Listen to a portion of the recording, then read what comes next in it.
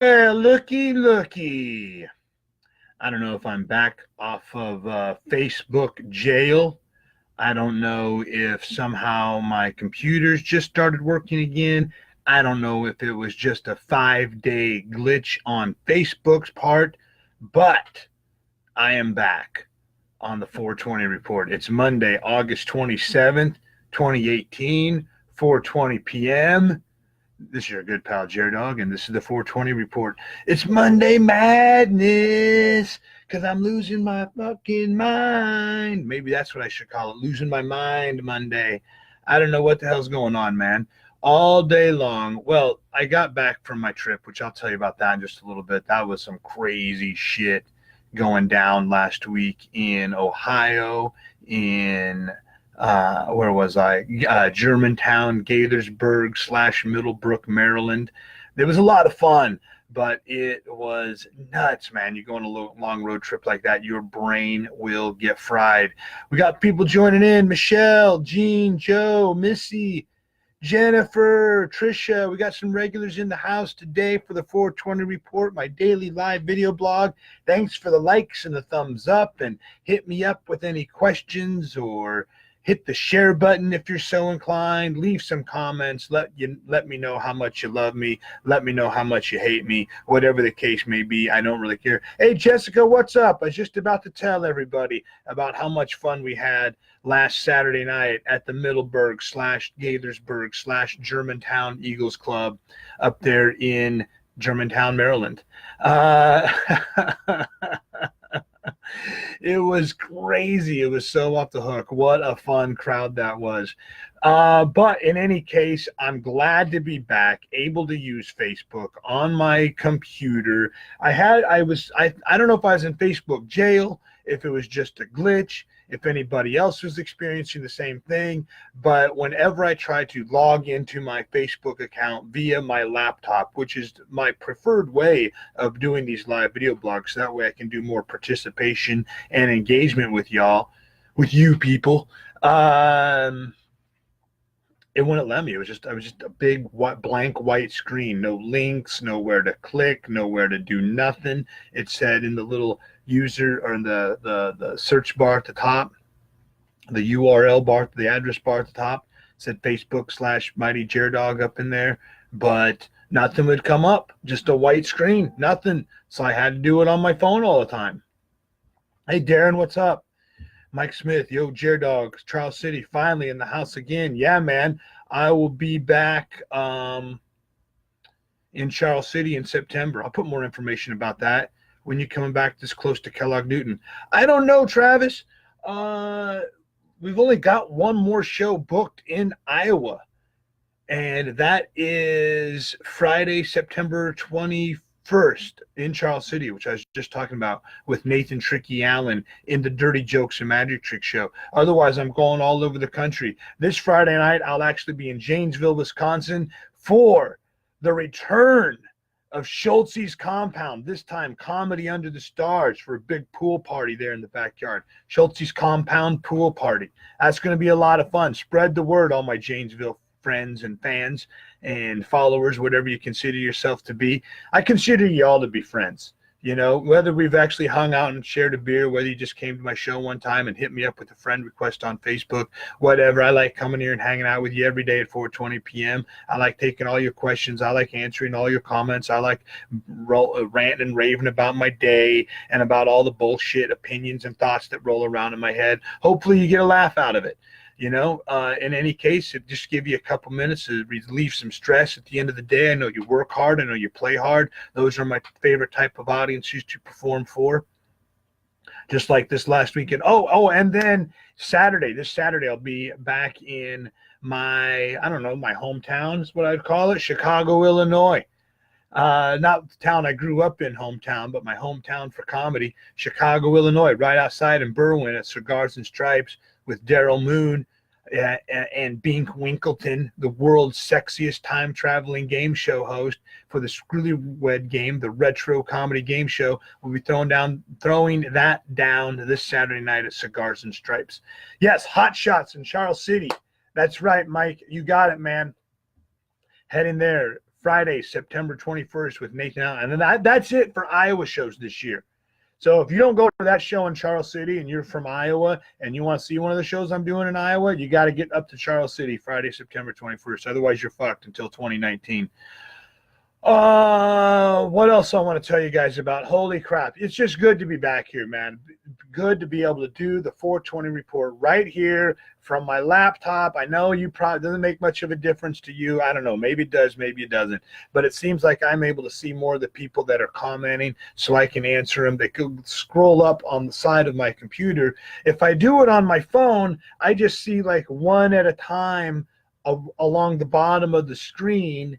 And then I know I miss a lot of people, and I can't see everybody who's checking in to give you your shout outs. I can't see all the questions and comments that you're leaving, so we can keep the conversation going. Tim Yarber's here. Kevin, Connie, good to see you guys.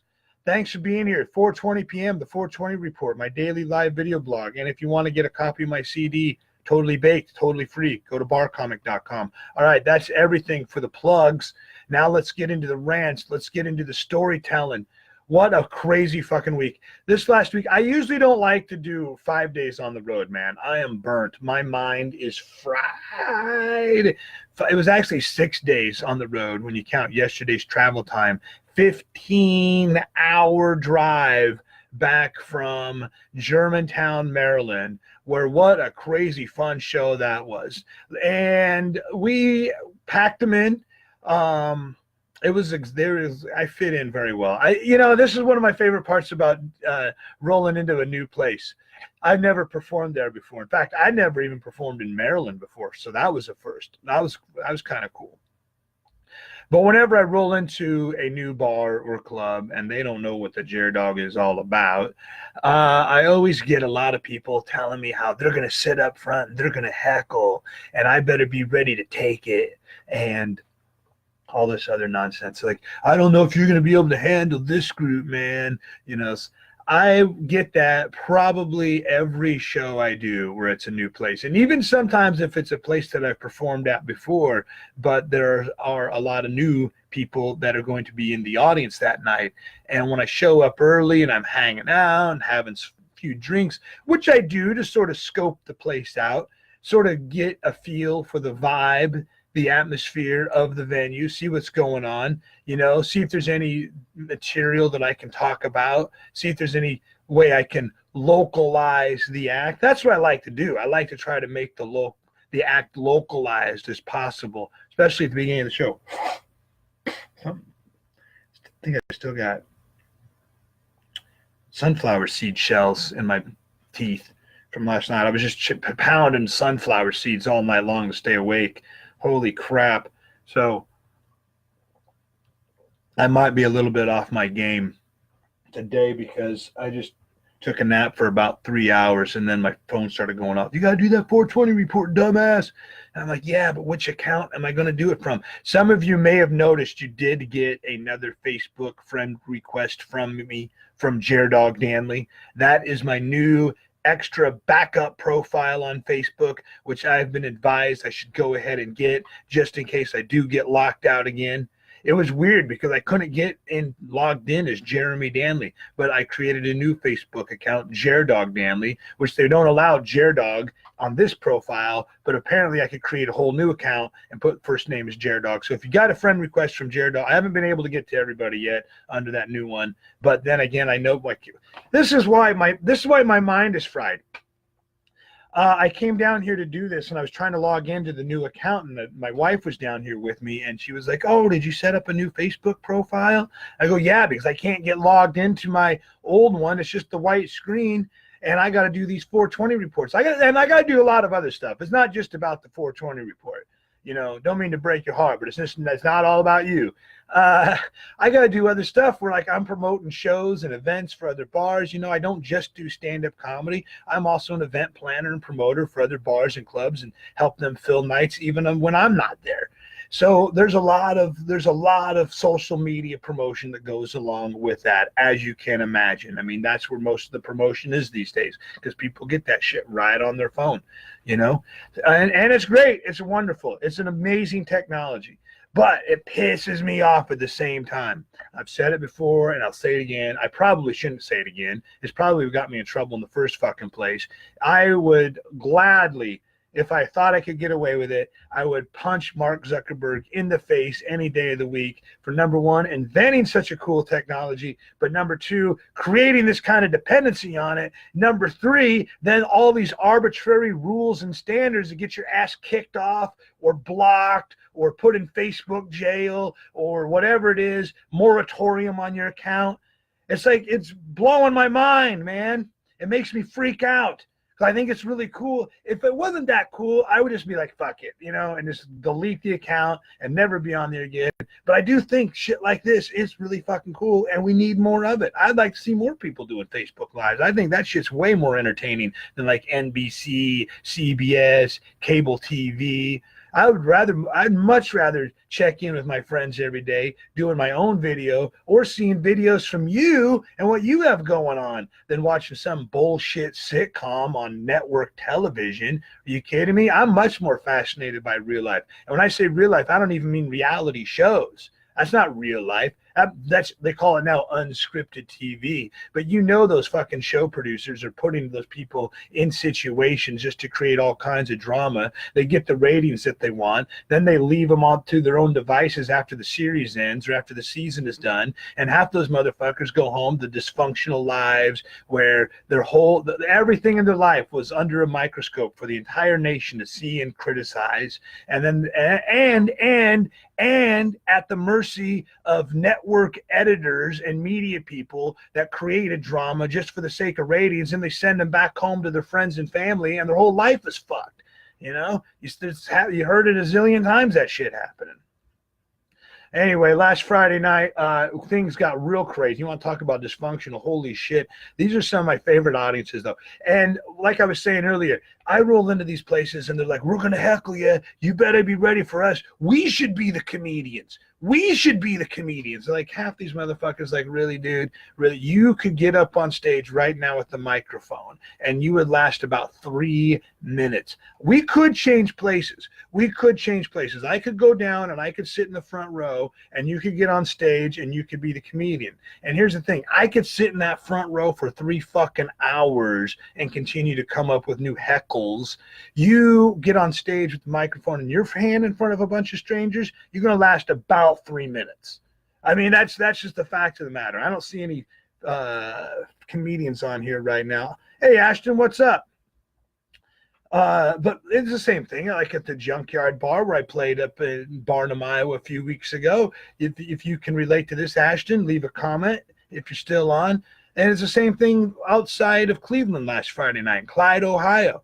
I rolled in there for the first time and people are like, you better be able to handle us. We're crazy. And I'm like, you better be able to handle Dog motherfuckers.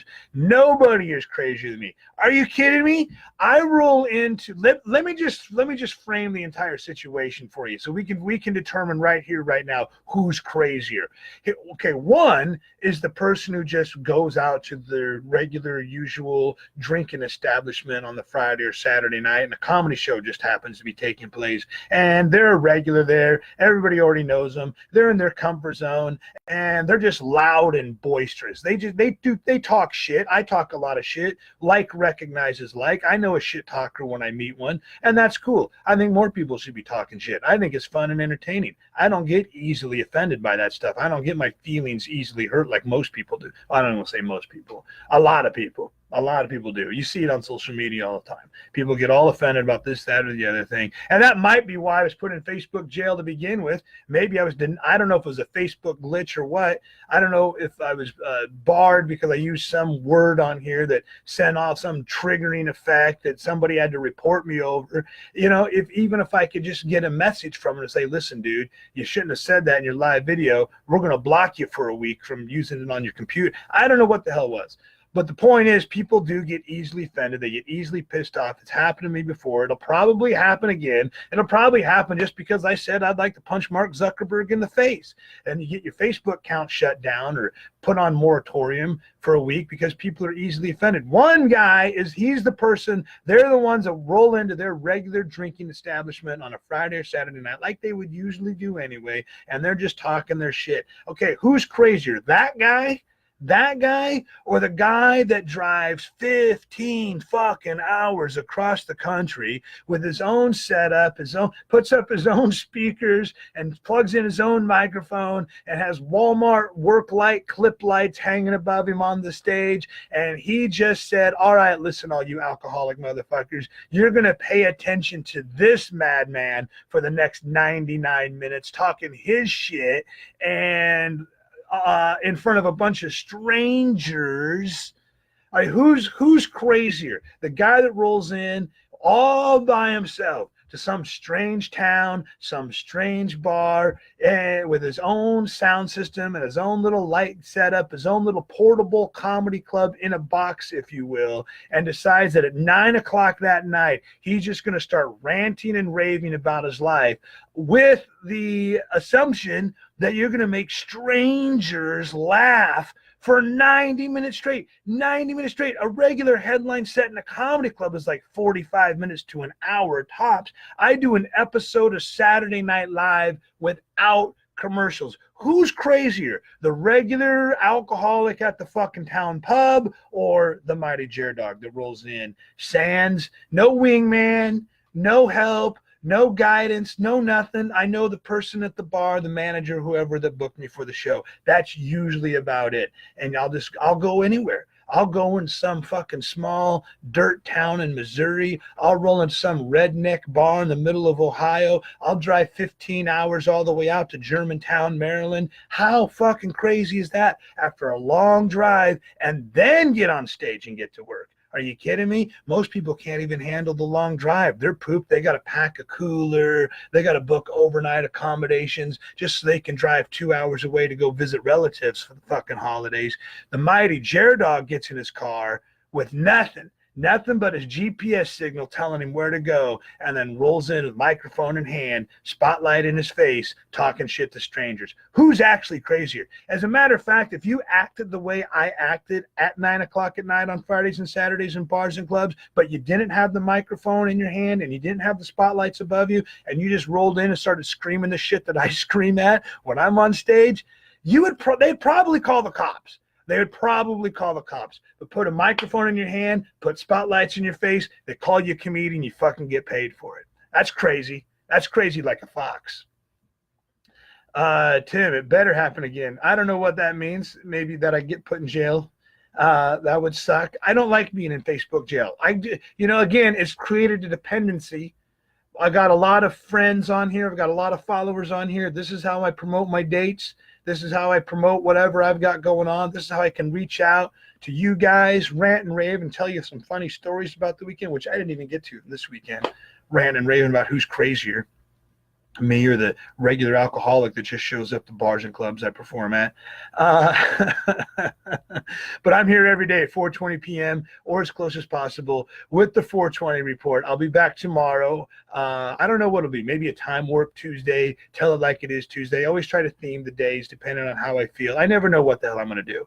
I have a drink or two on Wednesdays for Hump Day Happy Hour. That's when the real shit gets loose. That's when I really start to fly off the handle, get an adult beverage up in my system, and then I don't give a fuck. I don't care anyway. It's not like I need the booze to be funny. It helps sometimes. I've said it before. I'll say it again. There's a certain fine line of alcohol that puts me in the exact right zone to be on top of my game. Any less than that, I can still do pretty good. Any more of that, it's wild card time. You don't know what the hell's going to happen, which I probably shouldn't have said, because then the next time I do perform at the Maryland Eagles Club or the Germantown Eagles Club in Gaithersburg, or the Gaithersburg Eagles Club in Germantown or Middlebrook or whatever the hell it is, which was a lot of fun. Jessica, it was a lot of fun.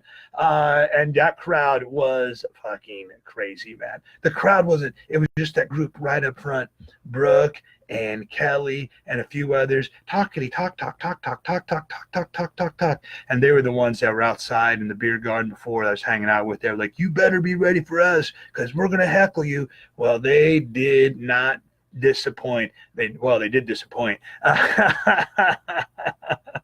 But they definitely lived up to heckling the show. Holy shit. They could not stop talking. At one point, I think I actually upset her because I said, you guys sound like chatty Cathy dolls, but you pull your own fucking string. Rah, rah, rah, rah, rah.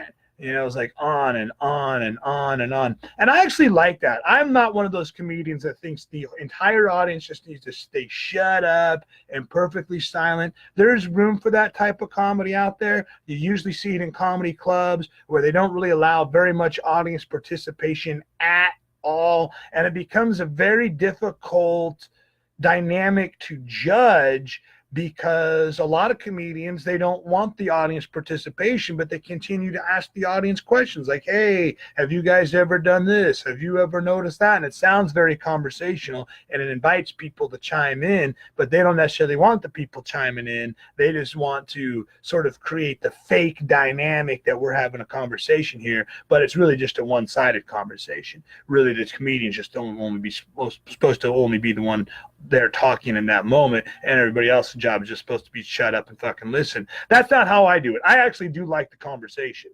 because just like last Saturday night at the Eagles Club there, and last Friday night at the Town Tavern in Clyde, Ohio, it built into the show. I was able to come up with a lot of new material and a lot of new, just to keep it fresh, and then that way it makes it easier. No two shows are ever the same, and I'll be back again December 8th. So spread the word, Germantown, Gaithersburg, Middlebrook. Spread the word, guys. Dog is coming back. He's out of Facebook jail. Freedom, free at last. And I'll be back in Germantown, Maryland, December 8th. For the rest of you guys, I'll be back tomorrow, 4:20 p.m. or as close as possible with another live video blog right here, the 420 Report. This Friday night, I will be in Janesville, Wisconsin, Schulte's Compound, Comedy Under the Stars pool party. And for the remaining couple people listening in, those are the show plugs. Oh, yeah, this Friday night, Schulte's Compound. This Saturday night, right outside of Chicago, my comedy hometown, Cigars and Stripes with Daryl Bean Bagmoon, a.k.a. Bink Winkleton, and the retro comedy game show, The Screwlywed Game. That's going to be a lot of fun. I'm still curious how that's going to work, how we're going to get three couples up on stage competing for cash and prizes on a stage the size of a fucking pizza box. I don't know how we're going to make it work. It's going to be interesting. I'll try to get some video from that, and I'm going to go over and review the video from this last weekend. I've got a lot of fun heckler battle clips to put up as long as the video turned out. Hopefully the video turned out, because I know a lot of people gave me their email address for me to send it to them on YouTube. So guys, thank you very much for watching. Spread the word. Dog is free at last. He's out of Facebook jail, and he's back again on the 420 Report at 4:20 p.m. or as close as possible. I'll see you again tomorrow. Dog bless America.